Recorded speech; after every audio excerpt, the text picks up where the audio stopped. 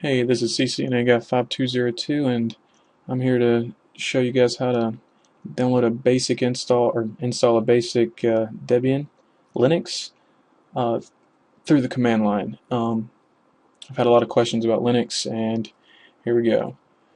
This is what we're trying to get to right here. I'm using VirtualBox just for the sake of this tutorial, but just a full functioning Linux. So let's just go ahead and delete this. Well, we have to power off. And where you get your Linux from would be Debian.org because we're using Debian. You just click on this little network installer, and I've already done that, and I have my copy right here, which is right here. So, but it's the same exact things. You'll burn this image to a CD and then boot to your CD-ROM drive, and then you'll get to this screen here in a minute. And just gonna use the defaults. Let's go with 10. Let's go with 15.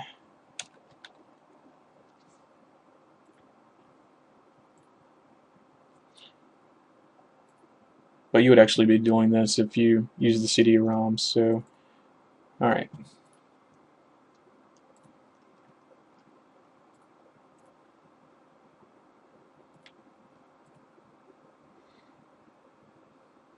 Okay, so this is right here is if you would have burnt your Debian to a CD and ran this, just started your computer. So we're just going to go with the graphical install. Just give it a second, it'll load up.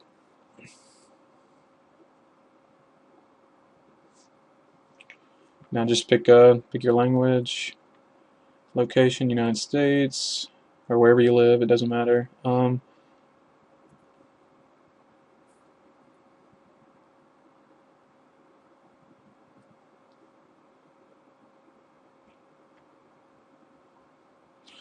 this install, it will the way we're going to do it is after you boot up, it will actually only go to the command line, and that's where you can install your GUI, graphical user interface, that we all love to use, of course.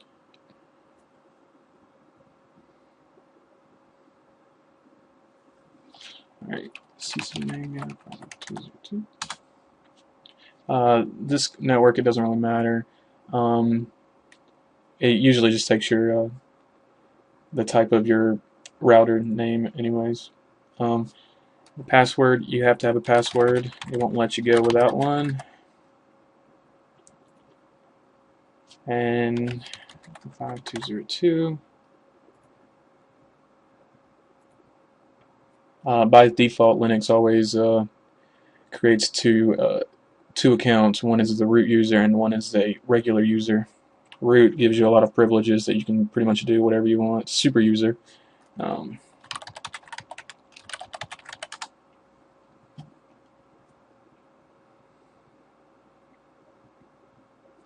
I'm in the Eastern, so let's go with that.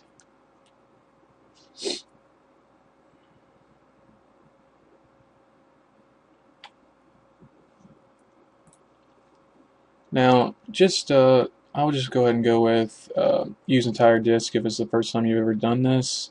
You can create partitions if you did like a USB external USB drive and you didn't want to use all your space. You have like a 3 terabyte hard drive and you didn't want to use all of it. You can actually partition it out manually, but we're not going to do this for this one because I only have like 10 gigs on this one.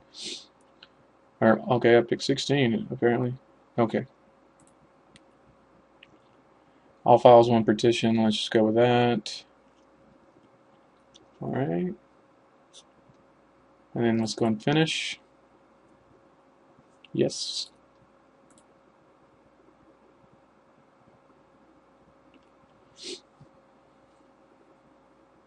Now this is installing the base system, so it'll take a few minutes. Not too bad.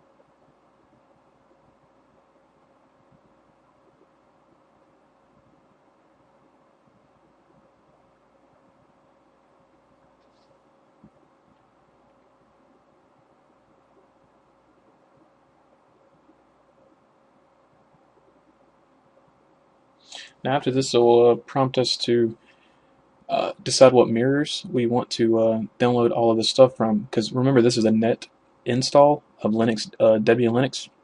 So that means it would just use your network resources and install a lot of stuff that you don't really need or want probably, and it'll just take up it's a lot of bloatware in a way. But it's all free, so it doesn't really matter. But this is just an easier way of uh, only downloading what you actually need. Like a bare bones basic version.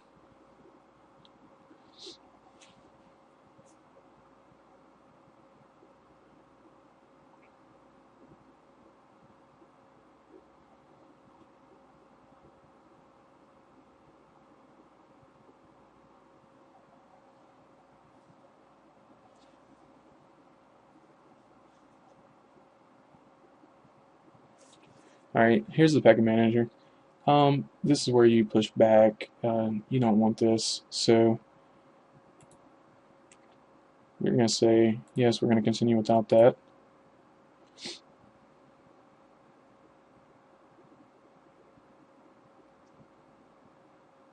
Again, that is just bypassing all of the crap that you really don't need, and you can manually install it if you want it, which gives the user a lot more control of what actually gets installed on your system.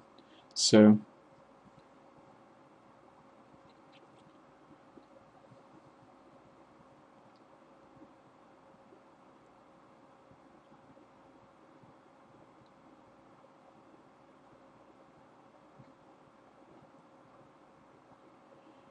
just go with the standard system utilities. You don't really need all of this stuff right now. And anyways, you could still download all of this stuff yourself through the apt-get command line or elsewhere. You don't really need it right now to run the system. So just go with continue.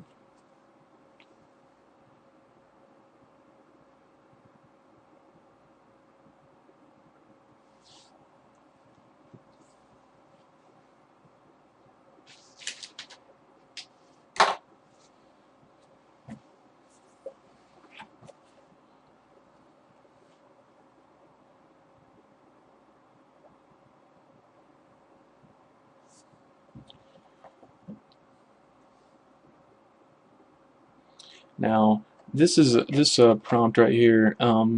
It's asking you where you want to install the grub bootloader, and do you want to install it to the master boot record. Now, because I have VirtualBox, this is a VirtualBox. The hard drive is virtual and it's 16 gigs, so it doesn't really matter if I do or not. I'm going to push yes, just because I can on this one. But if you actually were trying to do a dual boot or boot to an external, um, it would actually take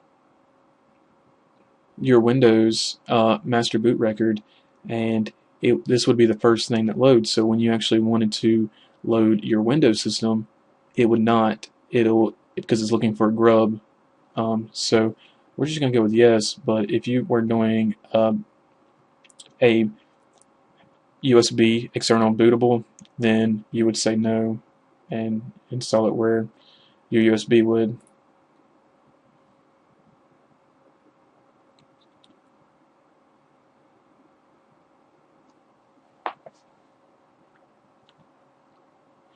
Now, when we push continue, it's going to restart and boot into a command line interface because we do not have a GUI yet. So here we go, it's rebooting.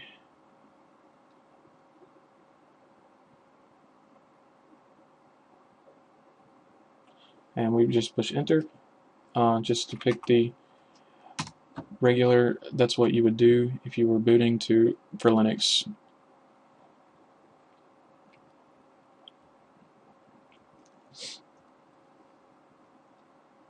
And a lot of these say errors. It's just because we haven't gotten a lot of the stuff downloaded yet.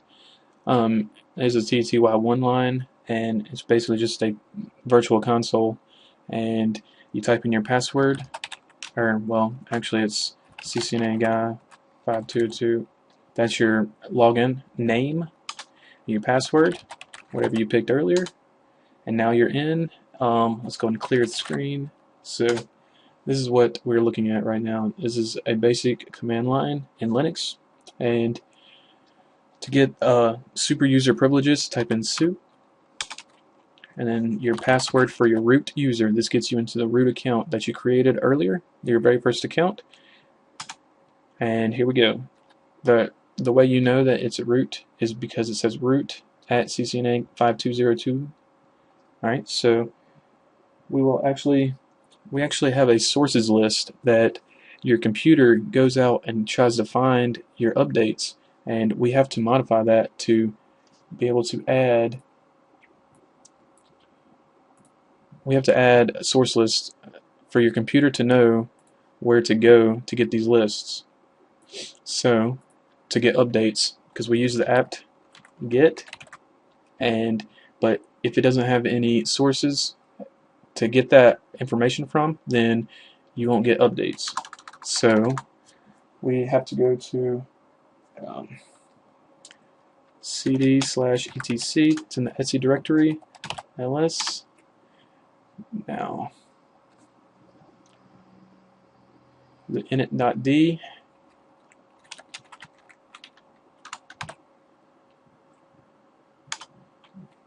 ls, and then sorry about that, it's actually the cd/etc drive, and you type in ls to see the contents, and we're actually going to go with the apt, so we need to go to that apt directory, alright, and then ls, and the sources list is the one you need right here. So we're actually going to go with nano. Nano is a text editing software. It comes standard on Debian. It's basically just like Notepad or something like that. So sourcelist, sources.list. So we're going to edit that file, and here it is. You push I, insert. So scroll down. We actually have to type these in. I have my list right here. So I'll actually post these onto the site, onto YouTube, so it'll be easier for everybody else. But deb http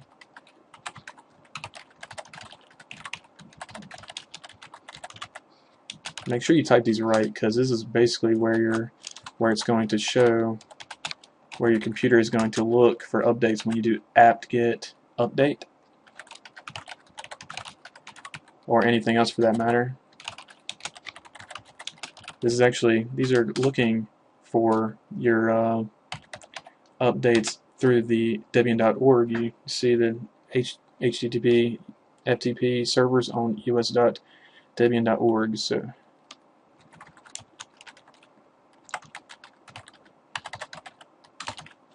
ooh, can't spell Debian.org.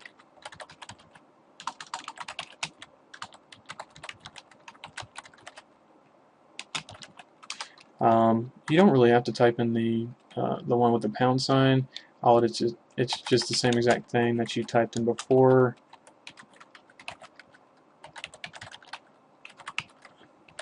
But some people's lists are very long, and this just shows you it's just easier to read. And my last one is deb http.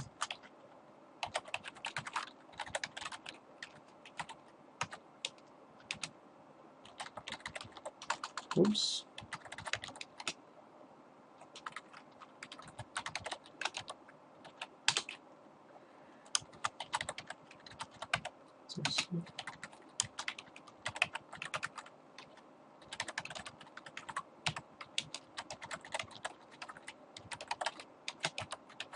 Alright, now we're going to do Control X. The little caret means X, and type in yes, and then the source list yes, just push enter.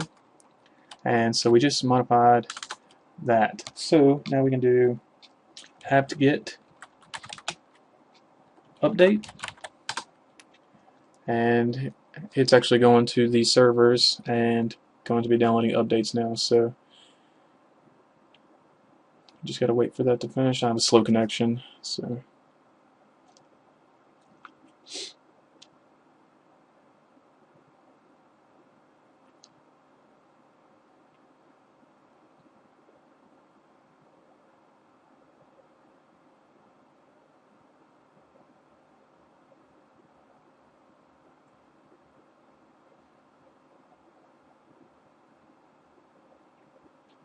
Alright, now let's see here. It says duplicate source list, so one of the entries is actually the same as one of the other ones, but it doesn't really matter as long as you get your updates. And then you will want to do apt-get, get install. Alright, that didn't really do much, but some of these don't really. Dash upgrade. This updates the or upgrades the distribution that you got, the squeeze, Debian squeeze you just got. Type in yes, and now it's downloading. Now none of these have actually gotten you your GUI. This is a GNOME. That's the type of GUI it is, and this is the actual command that will get you your GUI interface, and it takes a while to download. But apt-get install gdm GNOME, and there it goes. You type in yes, and this will take a while, so I'm actually going to pause the video. It'll take me a while, so I'll see you when you get finished. Alright, I'm back, and mine just got to 99%, and now it's unpacking all the packages that we just downloaded. This will still take a little bit longer, but you won't be pushing anything, so it's okay. Just wait till it's finished, and it'll give you a prompt back where, like for mine, it would be CCNA guy 5202. Just wait till then, and I'll be right back. Alright, so now that we have our prompt back, it's all finally finished. Alright, so now all we do is just reboot, and I'll restart my machine. Well, you would restart your computer if you were doing this on your own hard drive. So I'm restarting my box, and it should boot right into a GUI.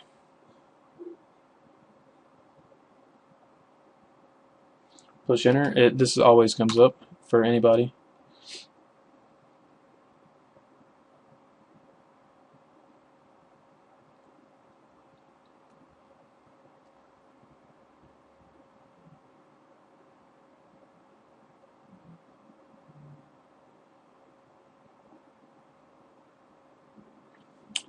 And here's the GUI. Alright, you type in your username.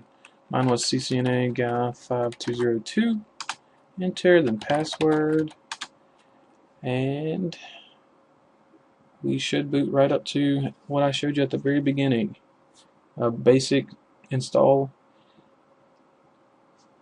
of Debian Squeeze, and here we go. You have your home folder, everything. I use 16 gigs, so 10 gigs is still free. Of course, you would probably be using like a 40 gig hard drive or an 80 gig or maybe even 120, or whatever partition you would do with an external or larger hard drive, or dual booting. But there we go. That's basic, and this is CCNA guy 5202, and you've just learned how to install Debian Squeeze through the command line, basic install. So, thank you.